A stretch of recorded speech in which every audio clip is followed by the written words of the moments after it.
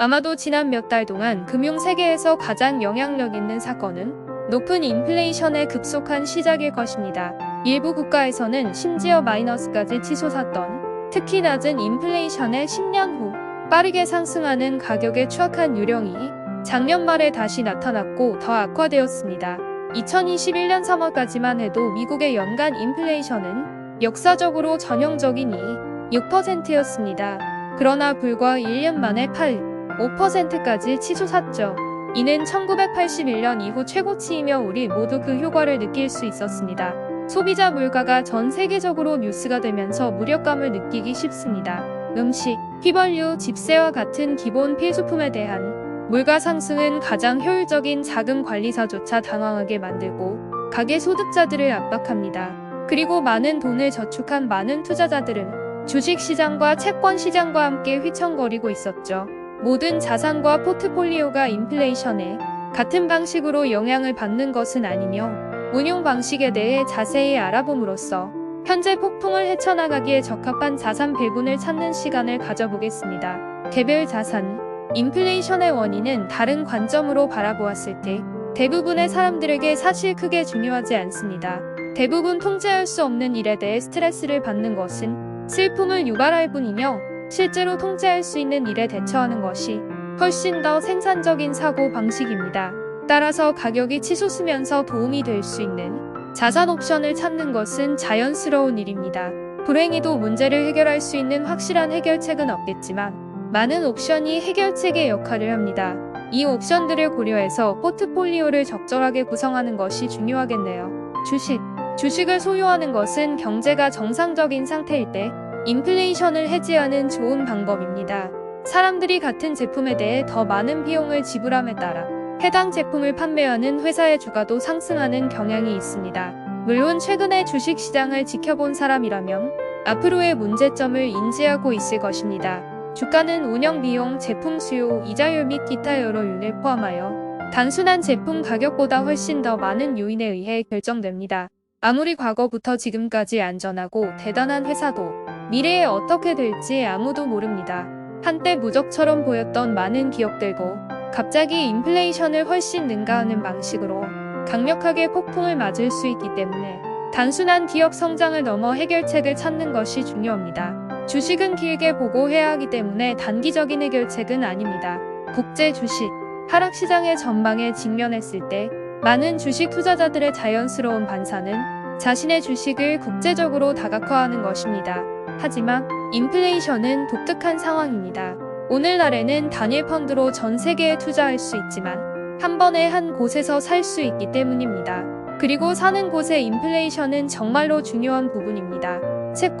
채권에 대해 생각할 때는 수익을 유발하는 이자율이 인플레이션과 어떤 관련이 있는지 이해하는 것이 필요합니다. 인플레이션은 일반적으로 갑자기 발생하지 않으며 높은 인플레이션은 종종 이자율 상승에 해당합니다.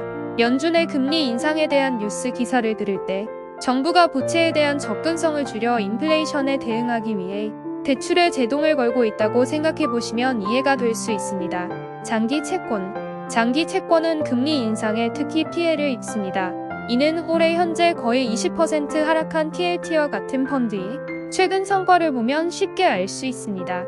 따라서 실제로는 좋은 인플레이션 대비책이 아닙니다. 단기 채권도 금리 인상에 따라 손실을 보지만 동일한 효과로 인해 장기 채권보다 자본 손실이 훨씬 적습니다. 그리고 만기 시의 채권이 더 높은 금리를 가진 새로운 발행으로 넘어가면서 금리 인상의 이점을 가지고 있습니다. 결과적으로 직관적이거나 즉각적이지는 않지만 단기 채권 및 특일제와 같은 기타 현금 등가물은 실제로 돈으로 살 수 있는 최고의 인플레이션 해지 수단입니다.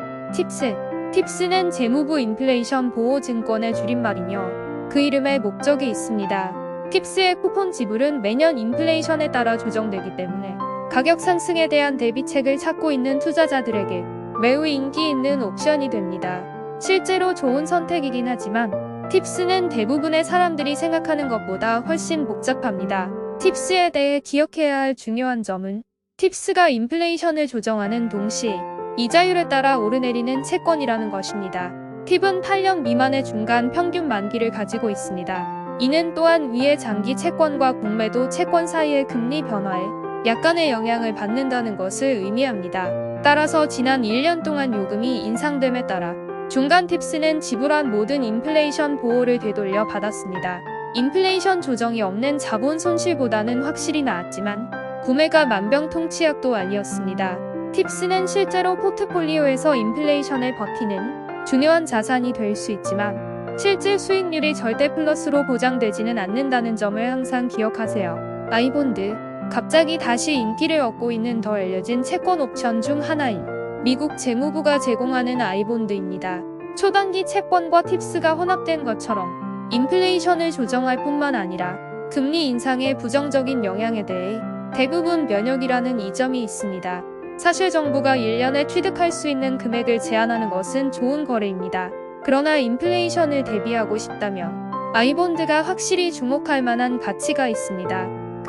인플레이션과 관련하여 가장 유서 깊은 역사를 가진 단일 자산은 수세기 동안 가치를 인정받아온 금속입니다. 금 가격이 인플레이션과 강한 상관관계가 있지는 않지만 관련 요인 실질 금리 이 가격에 상당한 영향을 미치게 됩니다. 현재 인플레이션과 이자율의 균형은 다소 변동성이 있지만 금이 제 역할을 하기에는 좋은 상황입니다. 참고로 이전에 실제 1% 하락한 팁스에 비해 금은 같은 기간 동안 9% 하락에 그쳤습니다. 물론 국제적인 사건과 기타 요인이 관련되어 있지만 금이 오랫동안 지속 가능한 가치 저장 수단으로 살아남은 데에는 이유가 있음을 보여줍니다. 리츠, 인플레이션이 주택 가격에 미치는 영향 또한 크게 느껴집니다.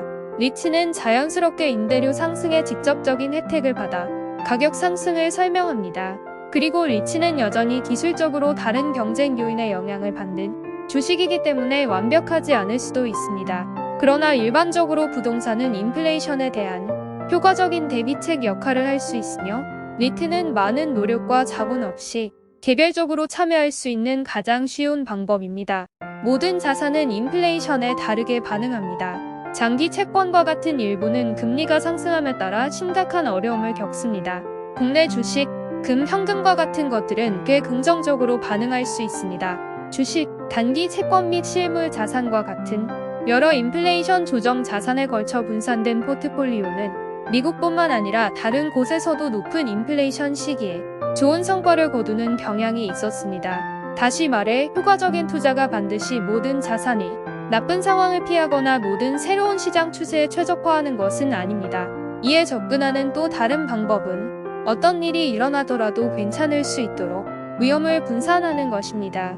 따라서 가격이 계속 상승함에 따라 자신의 포트폴리오에 대해 생각할 때 변경하려는 항목뿐만 아니라 유지해야 할 수도 있는 항목도 고려하시길 바랍니다. 현명한 투자자는 일반적으로 한 위기에서 다른 위기로 끊임없이 적응하는 투자자가 아닙니다. 선택한 종목들의 포트폴리오가 장기적인 투자가 될 수 있게 하는 것이 더 중요하기 때문이죠.